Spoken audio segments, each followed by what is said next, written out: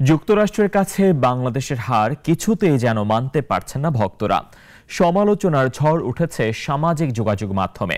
অধিনায়ক শান্ত অজুহাত হিসেবে দাঁড় করালেন উইকেটের সমস্যা সামনে এনে। পরের ম্যাচেই ঘুরে দাঁড়াবেন বলেও দিলেন আশ্বাস।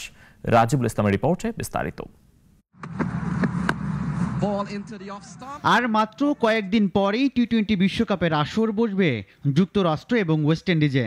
যুক্তরাষ্ট্রে আগে খেলার অভিজ্ঞতা না থাকায় বাংলাদেশের কিছুটা সংশয় ছিল উইকেট ও কন্ডিশন নিয়ে। তবে স্লো আউটফিল্ড ও পিচ কিছুটা মিরপুরের মতো মনে হয়েছে, কিন্তু ঘরের মাঠের মতো মাঠ পেয়েও টাইগাররা ব্যাটিং করেছে যাচ্ছে তাই। তাহিদ হৃদয় ও মাহমুদুল্লাহ রিয়াদ ছাড়া সেভাবে কেউ রান পাননি।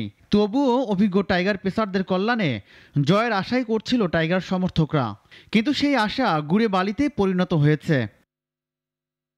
বিব্রতকর ব্যাটিং প্রদর্শনীর পর 153 রান তুলেছিল আইসিসির পূর্ণ সদস্য দেশ বাংলাদেশ। সহযোগী ও নবীন দেশ যুক্তরাষ্ট্রের বিপক্ষে সেই রান ডিফেন্ড করতে পারলেন না বাংলাদেশের বোলাররা। প্রথমবারের মতো দুই দল কোনো আন্তর্জাতিক ম্যাচে মুখোমুখি হওয়ার পর লজ্জায় পড়লেন নাজমুল হোসেন শান্তরা। ম্যাচ শেষে অজুহাত দাঁড় করালেন উইকেট নিয়ে। সেই সাথে আরও জানালেন পরের ম্যাচেই ঘুরে দাঁড়াবে বাংলাদেশ। লাল সবুজদের এমন হারে সমালোচনার ঝড় উঠেছে সামাজিক যোগাযোগ মাধ্যমে। টাইগার ভক্তরা মেনে নিতেই পারছেন না শান্তদের পরাজয়। যুক্তরাষ্ট্রের বিপক্ষে হারের পর বিশ্বকাপেও বাংলাদেশকে নিয়ে স্বপ্ন দেখছেন না অনেকেই। রাজিবুল ইসলাম, নাগরিক। ওয়ালটন ফ্রিজ কিনে অনেকের মতো আপনিও হয়ে যেতে পারেন মিলেনিয়াল। সেরা পণ্যের সেরা অফার।